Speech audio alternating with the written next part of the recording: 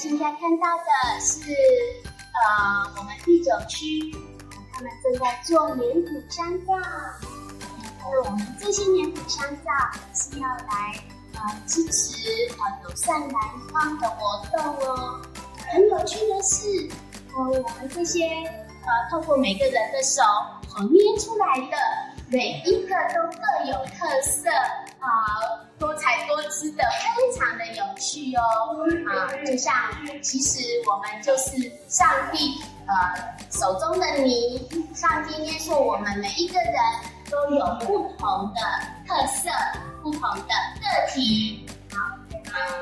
耶和华你现在你仍然是我们的父，我是你，你是窑匠，我们仍是你我们都是你手中的工作。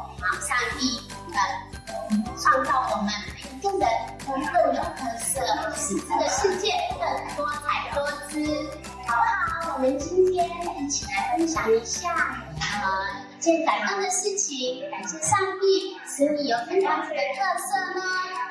那我们也来分享一下，上帝给你这样子的特色，是不是有成为怎样成为别人的帮助，以及你的家庭曾经怎样一起共同来做一件使别人有益处的事情，或者是一件好事，我们一起来分享哦。